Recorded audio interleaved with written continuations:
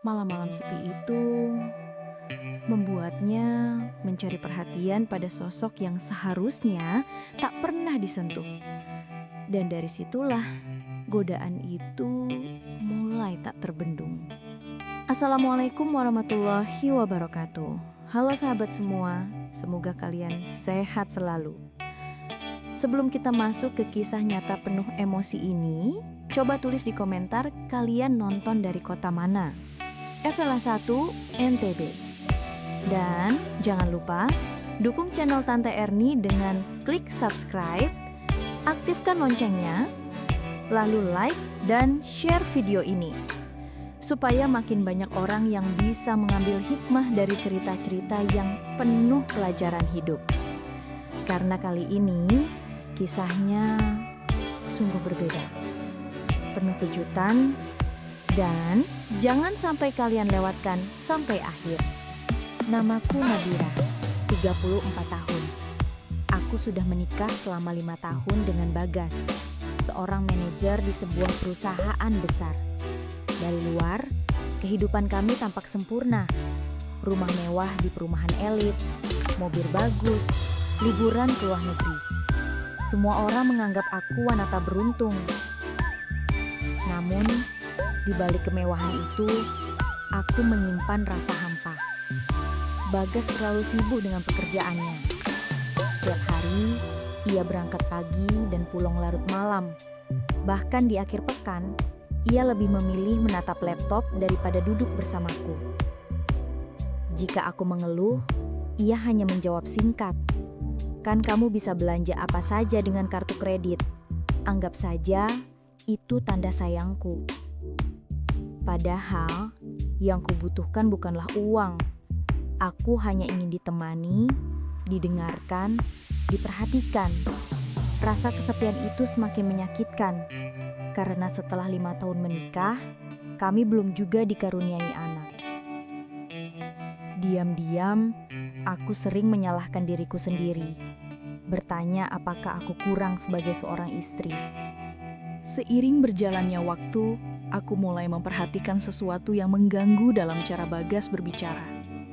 Ia tidak lagi banyak bercerita padaku tentang pekerjaannya, keluh kesahnya, atau sekedar hal-hal sepele di kantornya. Anehnya, setiap kali ia pulang, nama yang paling sering keluar dari mulutnya justru nama Bu Maya, atasannya. Aku tadi diskusi sama Bu Maya, katanya proyek ini memang berat banget, ucapnya sambil melepas dasinya. Atasanmu yang itu ya, yang rambutnya selalu disanggul rapi? Tanyaku, mencoba terdengar tenang. Iya, dia orangnya baik, pengertian. Kadang aku cerita capeknya, dia dengerin. Jawab Bagas singkat. Hatiku mencelos mendengar kata-katanya. Bukan apa-apa, tapi sejak kapan ia merasa lebih nyaman bercerita pada orang lain ketimbang pada istrinya sendiri? Aku menahan diri, mencoba tidak menanggapi berlebihan. Namun sejak malam itu, telingaku semakin peka. Setiap kali nama Bu Maya disebut, ada rasa aneh yang menekan dadaku. Hari-hari berikutnya, aku semakin sering menemukan Bagas tampak sibuk dengan ponselnya. Kadang ia tersenyum kecil saat membaca pesan, lalu buru-buru mengunci layar ketika aku mendekat. Pernah suatu malam, aku pura-pura tidur lebih awal. Sekitar pukul 1 dini hari, aku mendengar suara notifikasi ponselnya. Samar-samar aku melihat ia menunduk, mengetik panjang, lalu menghela nafas seakan lega. Aku ingin bertanya, tapi lidahku keluh. Bagian terdalam diriku berteriak. Kenapa kamu gak bisa bicara pada aku, Bagas? Kenapa justru pada wanita lain? Puncak kecurigaanku datang pada suatu malam. Bagas pulang lebih larut dari biasanya, dengan alasan ada lembur bersama atasannya. Saat itu, aku menunggu di ruang kerja, berniat membereskan meja yang berantakan. Tanganku menyapu debu di permukaan, lalu tanpa sengaja meraih sesuatu yang terjatuh di bawah meja. Sebuah bros.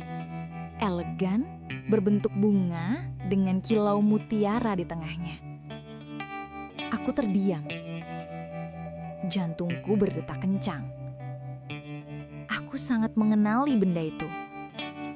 Bros itu sering kupakai sebagai patokan kalau kebetulan melihat Bu Maya saat acara kantor. Ia selalu mengenakannya di dada sebelah kiri jas kerjanya. Tanganku bergetar saat memegang bros itu. Rasanya dunia runtuh. Aku tahu Bagas pulang bersama Bu Maya malam itu. Dan sekarang benda pribadinya ada di ruang kerja suamiku. Aku berusaha menenangkan diri. Mungkin bros itu jatuh tanpa sengaja. Mungkin hanya kebetulan. Tapi pikiranku tak berhenti berputar. Kalau memang sekadar hubungan kerja, kenapa Bagas tidak jujur? Kenapa ia tidak mengatakan apapun soal bros ini? Malam itu aku hampir tidak tidur sama sekali. Aku berbaring di samping Bagas, menatap punggungnya yang menghadap ke dinding. Ia tampak lelah, tertidur pulas. Sementara aku terjaga dengan mata panas penuh air yang tak kunjung jatuh. Perasaan yang kurasakan bukan cemburu pada hubungan fisik. Aku masih percaya Bagas bukan tipe lelaki yang akan selingkuh secara terang-terangan. Yang membuatku sakit adalah kenyataan bahwa ada orang lain yang mendapatkan sisi Bagas yang seharusnya hanya untukku. Ceritanya, keluh kesahnya, bahkan mungkin air matanya. Aku merasa seperti kehilangan tempatku sebagai istri. Bukankah aku yang seharusnya mendengar semua itu? Bukankah aku yang seharusnya menjadi sandaran ketika ia lelah? Sejak saat itu, pandanganku pada Bagas berubah. Setiap kali ia menyebut nama Bu Maya, telingaku pangas. Hatiku menolak. Bahkan senyum tipis yang ia berikan padaku pun terasa hambar. Seakan bukan lagi milikku sepenuhnya. Ada jarak yang kian hari kian melebar di antara kami. Dan di dalam hatiku, satu pertanyaan terus menggema. Apakah aku masih benar-benar menjadi bagian dari hidupnya, atau aku hanya istri di atas kertas?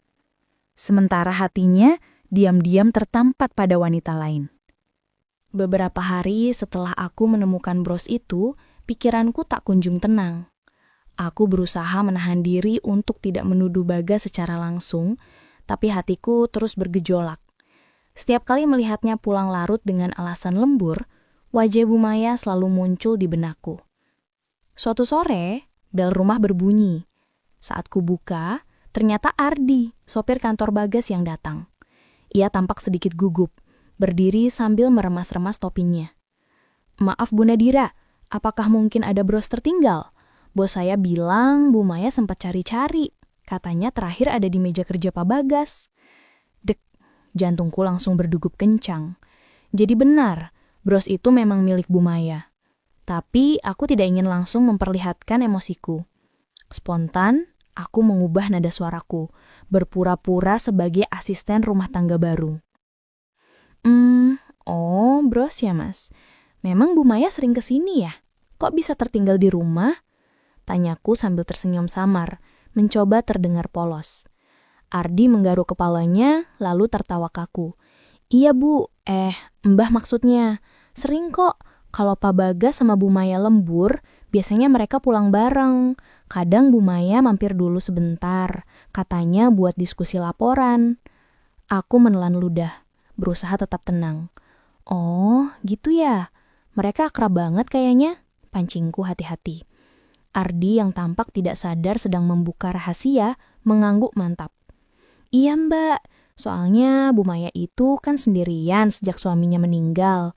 Jadi kalau ada urusan kantor, beliau sering cerita-cerita ke Pak Bagas. Katanya cuma sama Pak Bagas beliau merasa nyambung. Ya mungkin sama-sama orang yang ngerti capeknya kerja. Saya sering lihat mereka ngobrol lama di mobil, bukan soal kantor doang, tapi juga soal hidup." Perkataannya bagai pisau yang menusuk dadaku. Jadi benar, mereka bukan sekadar atasan dan bawahan. Ada kedekatan emosional di sana. Mungkin tidak ada perselingkuhan fisik, tapi hatinya Bagas jelas-jelas tidak sepenuhnya untukku lagi. Aku mencoba tersenyum tipis lalu mengangguk. Oh, gitu ya. Terima kasih ya Mas Ardi. Brosnya saya simpan dulu, nanti saya kasihkan. Ardi mengangguk lalu pamit. Tanpa menyadari betapa kalimat-kalimatnya barusan telah menghancurkan hatiku. Aku merasa dikhianati bukan karena Bagas berselingkuh secara fisik, tapi karena ia memilih berbagi sisi terdalamnya dengan wanita lain. Bagas lebih memilih bercerita, mengeluh, bahkan mungkin menangis di hadapan Bu Maya, sementara aku hanya mendapatkan sisanya. Wajah lelah, diam, dan punggung yang selalu menghadap dinding saat tidur. Malam itu aku berusaha mengorek kebenaran dari Bagas. Saat ia baru pulang, aku duduk menunggunya di ruang kerja. Bros itu masih kusimpan di laci meja. Mas, panggilku lirih. Jawabnya singkat sambil membuka laptop. Aku nemu ini, kataku. Sambil meletakkan bros itu di atas meja, Bagas langsung terdiam. Wajahnya pucat, mandangannya terpaku pada benda kecil itu. Aku bisa jelasin, katanya gugup. Jelaskan, Mas. Kenapa bros Bu Maya bisa ada di ruang kerja kita? Suaraku bergetar, menahan tangis. Ia menghela napas panjang. Bu Maya sering ke rumah karena ada laporan mendesak. Mungkin brosnya jatuh waktu itu. Gak ada apa-apa, Nadira. Percaya sama aku. Aku menatapnya lekat-lekat. Bukan itu yang bikin aku sakit. Yang bikin aku sakit, kenapa kamu bisa cerita capekmu, masalahmu, bahkan perasaanmu ke orang lain. Tapi bukan ke aku. Aku ini istrimu, Mas. Aku yang seharusnya jadi tempat kamu pulang. Bukan dia. Bagas terdiam. Tak mampu membantah. Keheningan panjang menyelimuti ruangan. Hanya suara detik jam dinding yang terdengar. Malam itu aku sadar. Meski Bagas berusaha menyangkal, hatinya memang telah berbagi dengan wanita lain. Dan itu jauh lebih menyakitkan daripada sekedar perselingkuhan fisik. Aku menutup percakapan dengan suara parau. Aku nggak tahu harus apa. Tapi yang jelas, aku bukan boneka yang cukup dikasih rumah mewah dan kartu kredit. Aku butuh kamu, Mas. Bukan cuma uangmu. Bagas tidak menjawab. Ia hanya menunduk, wajahnya kelam. Dan aku merasa semakin sendirian. Hari-hari setelah kejadian itu terasa begitu berat bagiku. Aku merasa seperti hidup di rumah besar yang dingin tanpa jiwa. Bagas masih bersikap seperti biasa, pulang larut, membuka laptop, dan hanya mengucapkan beberapa kalimat singkat padaku sebelum tidur. Namun setelah mengetahui kebenaran dari Ardi, aku tidak lagi melihatnya sama. Setiap kali ia menyebut nama Bu Maya, hatiku serasa ditusuk. Bahkan senyum lelah yang ia tunjukkan kini tampak asing. Aku mulai bertanya-tanya, apakah aku benar-benar masih berarti baginya? Atau aku hanya sekadar istri di atas kertas, sementara hatinya sudah terikat pada wanita lain? Di tengah kekacauan perasaanku, justru Ardi, sopir kantor Bagas yang tanpa kusadari menjadi tempatku bersandar. Awalnya hanya percakapan singkat. Ia sering menanyakan kabar saat menunggu Bagas, sekadar basa-basi. Bu Nadira sehat. Kayaknya akhir-akhir ini sering pucet, katanya suatu sore. Aku hanya tersenyum samar. Sehat, Mas. Mungkin cuma capek aja. Namun dari pertanyaan sederhana itu, aku merasakan sesuatu yang sudah lama hilang. Perhatian tulus. Lama-kelamaan percakapan kami semakin panjang. Aku tidak sengaja mulai bercerita tentang kesepianku, tentang bagaimana aku merasa diabaikan. Ardi mendengarkan dengan sabar, sesekali mengangguk, sesekali memberi komentar kecil. Tak ada penghakiman, tak ada nada meremehkan, hanya telinga yang benar-benar mau mendengar. Kadang yang paling menyakitkan itu bukan ditinggal pergi tapi ditinggal secara batin. Kataku samar. Ardi menatapku serius. Saya ngerti, Bu. Kadang orang lebih sibuk nyari dunia di luar, padahal rumahnya sendiri yang butuh perhatian. Kalimat itu menohok hatiku. Entah kenapa aku merasa lebih dihargai saat bicara dengan dia dibanding dengan suamiku sendiri. Beberapa kali ketika Bagas pulang sangat larut, aku duduk di ruang kerja. Di sana ada meja kerja yang kini bagiku terasa seperti saksi bisu pengkhianatan emosional. Namun anehnya di ruangan itu pula aku sering berbincang dengan Ardi. Ia menemaniku sejenak sebelum berangkat pulang, sekadar menemaniku menyeruput teh atau mendengarkan ceritaku. Aku tahu ini salah. Aku tahu ada batas yang seharusnya tidak kulanggar. Tapi aku juga manusia. Aku rapuh. Dan dalam rapuhku, perhatian kecil dari orang sederhana seperti Ardi justru terasa begitu besar. Suatu malam, aku berkata dengan jujur padanya, "Mas Ardi, aku tahu ini nggak benar.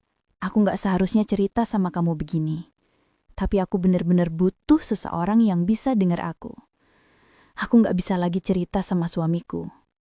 Ardi hanya menunduk. "Saya ngerti, Bu. Saya nggak mau bikin ibu tambah susah. Saya cuma pengen ibu tahu, ibu nggak sendirian. Ada orang yang peduli, meskipun mungkin bukan orang yang ibu harapkan." Ucapan itu membuat mataku panas. Aku hampir menangis di hadapannya. Malam itu aku sadar, kedekatan emosional kami semakin dalam. Namun di tengah semua itu, sebuah hal mengejutkan terjadi. Beberapa minggu kemudian, aku merasa tubuhku berbeda. Aku sering mual di pagi hari, tubuhku cepat lelah. Awalnya kupikir hanya stres, tapi ketika siklus bulanan tak kunjung datang, aku mulai curiga. Dengan tangan gemetar, aku membeli tes pack di apotek. Malam itu, aku duduk di kamar mandi dengan jantung berdebar. Saat garis pertama muncul, aku menahan nafas. Dan ketika garis kedua mulai terlihat jelas, air mataku langsung jatuh. 2 garis merah. Positif. Setelah 5 tahun penantian penuh doa dan tangis, akhirnya aku hamil. Aku menatap alat kecil itu dengan perasaan campur aduk. Antara bahagia, terharu, sekaligus takut. Bahagia karena doa yang selama ini kupanjatkan akhirnya terkabul. Terharu karena Tuhan masih memberiku kesempatan untuk menjadi seorang ibu. Namun di sisi lain aku juga takut. Takut karena kondisi rumah tanggaku sedang rapuh. Apakah kehadiran anak ini bisa menyelamatkan pernikahan kami? Ataukah justru membuat segalanya semakin rumit? Malam itu, aku menangis lama sekali.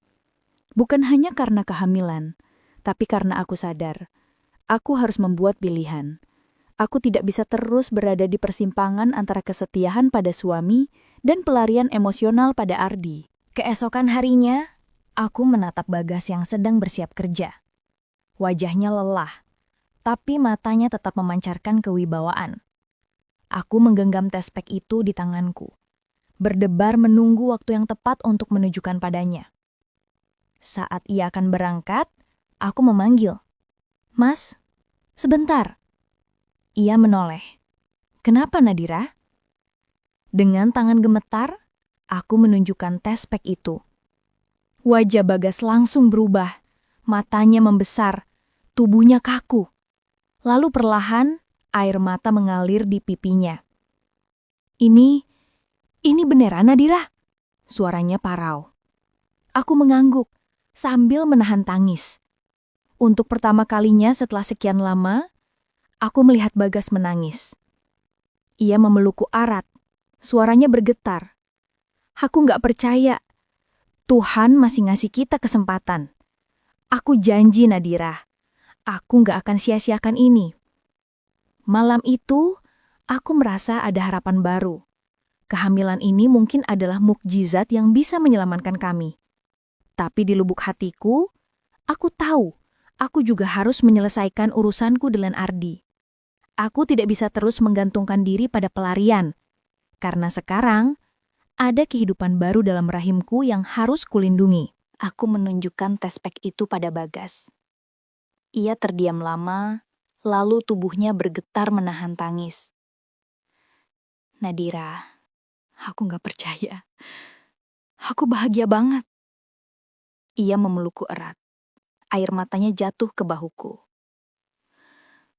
Malam itu ia mengaku, kedekatannya dengan Bu Maya hanyalah pelarian. Ia merasa gagal sebagai suami karena belum bisa memberiku anak. Ia takut mengecewakanku, sehingga mencari teman bicara di luar rumah. Aku salah, Nadira. Aku seharusnya bicara sama kamu, bukan orang lain, katanya dengan sesal. Aku menangis bersamanya. Hati ini masih sakit, tapi aku juga sadar bahwa kehamilan ini adalah tanda bahwa Tuhan masih memberi kami kesempatan.